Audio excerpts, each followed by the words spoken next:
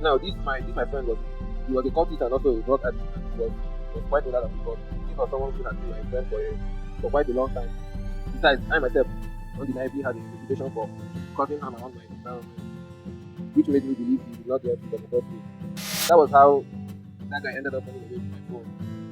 I also promised myself that I was going to enjoy him properly with it, even before asking him about my phone. Even if I saw him with his guys, like I would just walk up to him and wound him severely with it, and then I asked him about my phone. Like I was so angry, I said even if his friend, try to help him to go to. After looking for him for days, started contemplating going after his family, specifically his younger brother. That was how I got convicted and surrendered my life to God in tears. Now that was moments later. That time the God made me confess my sins as well as forgive those who have offended me. A couple of days after that, he opened my eyes to his words and started releasing me from all my fleshly struggles, which were a lot at that time.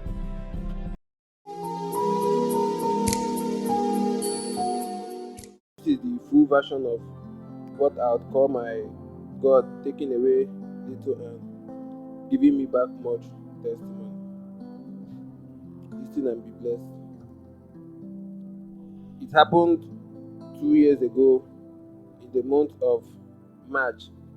After working so hard and for so long to get a smartphone and also the necessary software tools I needed to start my online fraud business, the one popularly known as Yahoo, God, or more accurately, the devil, had finally provided me with all of those things. So, on that fateful day in March 2023, the very day I was to begin, I recharged my phone, and just as I was about to start, a friend of mine, someone who had promised to also give me additional tools for working, calmly showed up out of nowhere and asked if I was ready to get the additional tools. He said he would transfer the tools if I could give him my phone to connect to his system in his house. Now, this my friend was a cultist and also a drug addict, and he was quite older than me, but this was someone who had been my friend for quite a long time.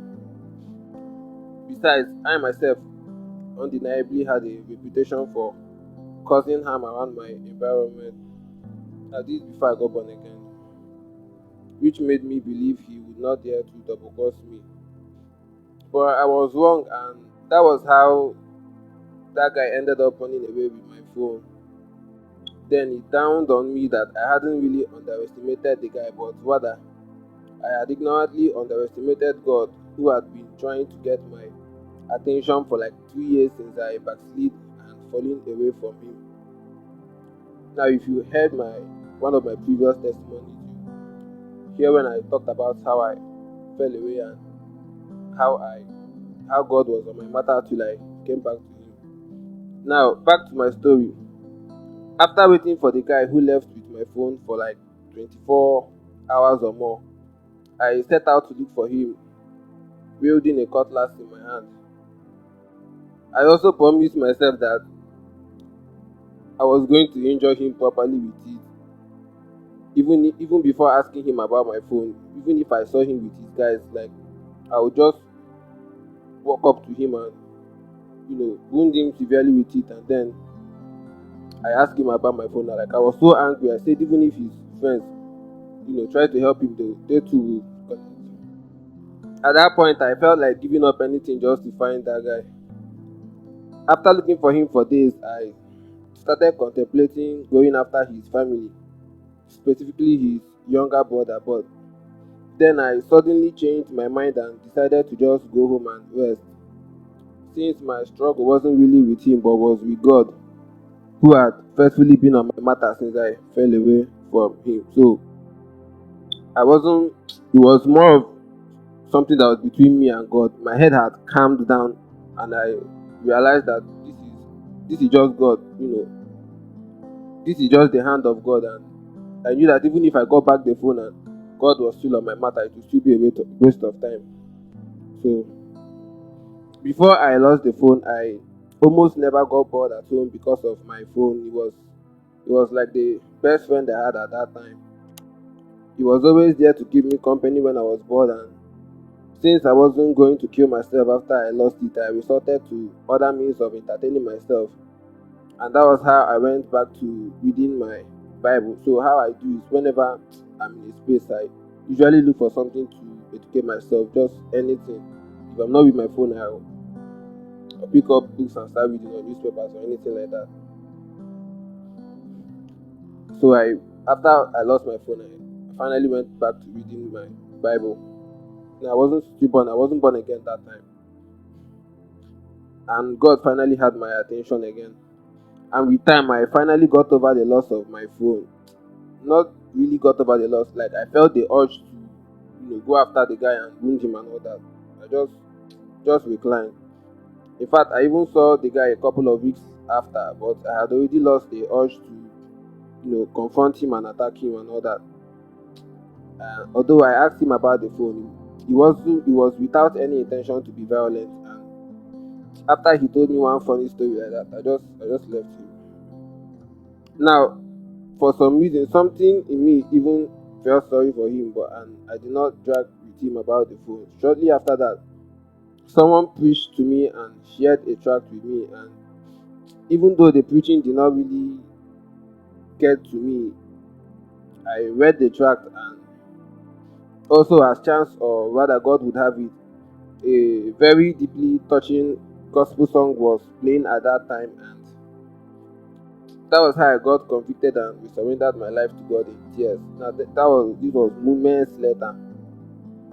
That same day, God made me confess my sins as well as forgive those who had offended me.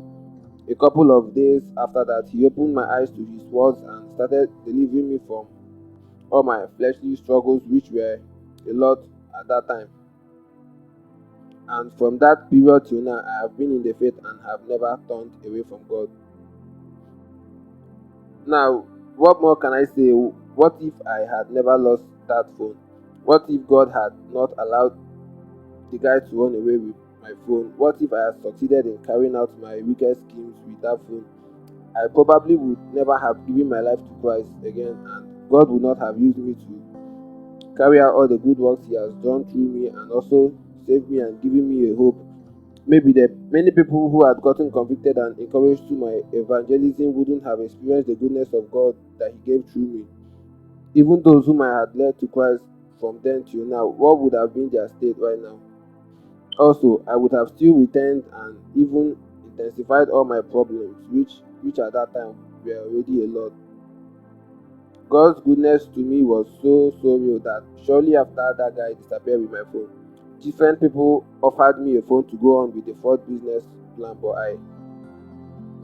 but God gave me grace to sternly refuse, like I wasn't interested anymore.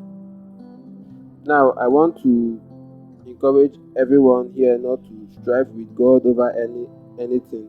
If there's something He wants to take away from you, no matter how important it seems to you, just let it go with faith and trust that God is the primary person who knows what's best for you, and He is both willing and also able to give you 1,000 times more than He can take away.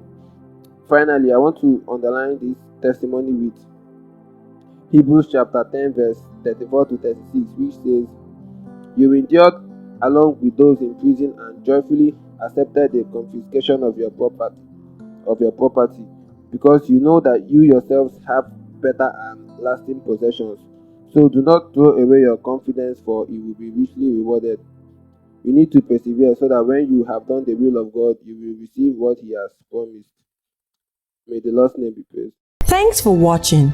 For more stories of God's transforming power as well as all the life-changing content, do check out the links in the description. Please do not forget to subscribe, like, turn on your notification bell, and share. God bless you.